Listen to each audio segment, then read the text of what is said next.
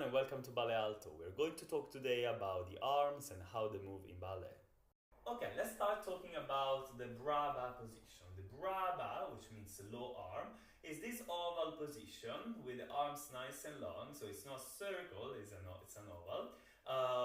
We have the hands in front of each leg, but they're not touching the legs, they're not touching each other. Yeah, there's just a little gap between them. The elbows are looking sideways, so this elbow is looking at that wall, this elbow is looking at that wall.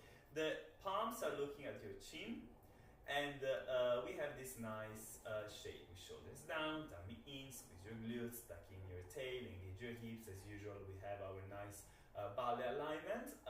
If from here I'm going to bring my arms a little bit higher, I'm going to make them shorter, they go into a first position. Now the elbows are looking to the side still, and the palms are looking to your belly button-ish, just not too high, otherwise you're gonna hide your face. So you can aim to the belly button as a reference, lovely. From here, basically, from brava, I have to go in first position. I don't just bring my arms higher, otherwise you see that they're too long. So I have to make them shorter while they go up. So from an oval position, they go into a circle. Okay, good. Now from here, if I'm going to open from my fingers, I'm going to open my arms out, I go into a second position. A second position, basically you have to imagine that the first section of your arm, from your shoulder to your elbow, is turning in. And the second part, from your elbow to the wrist, is turning out.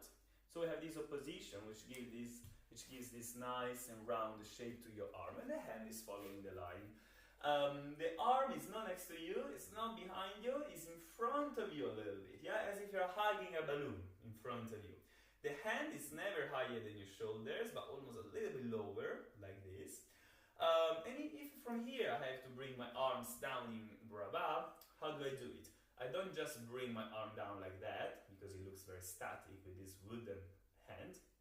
Now I'm going to do an allongé. An allongé, which means getting longer, is when we're going to turn the arms from round into a long position. So if when in your second position, the elbow is looking at the back and the palm is looking at the front, in an allongé, both palm and elbow are looking down to the floor.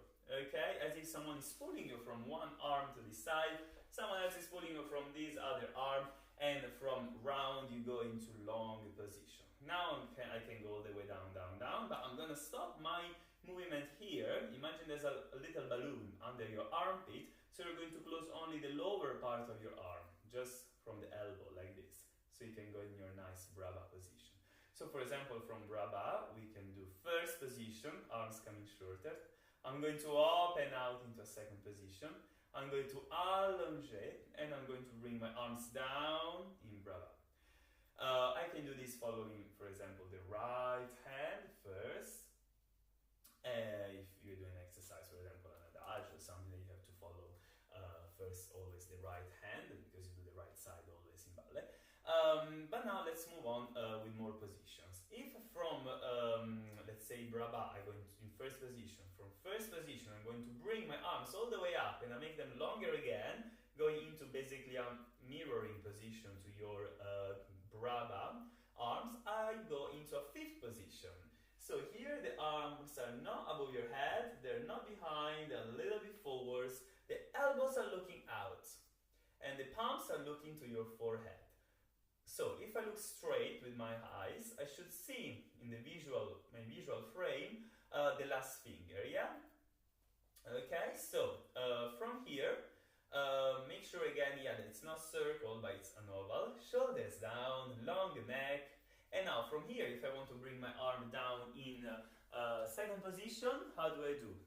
I don't show the palm to the ceiling, I don't show the palm to the audience like that, but I'm going to slice the air, I'm going to cut the air with the profile of my arm. So I'm going to do starting from the fingers, then I go straight around, and I'm gonna slice the air with like a knife with the profile of my arm in second position.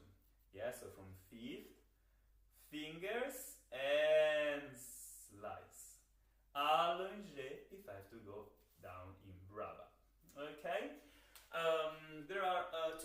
positions. The names of the position change depending on the country, on the technique that you're studying. So here in UK, for example, you might find them calling, as we said, this braba, first position, second position, and then they have the third position when one arm is in first and the other one in second, the fourth position when one is in fifth and the other one alla seconde, and when both arms are up, they call them fifth position. In other countries, like in Europe, you might hear them calling this position third position, because, for example, where I trained in Italy, we would have the brava position, first position, second position, and straight away the third position. So I mentioned how to go from fifth position to second, but what about you have to do the reverse? If you have to go from second position to fifth, you would do the same. You're gonna allunge first, and then you're gonna slice the air with this part of your arm now, and you're going straight in your fifth position.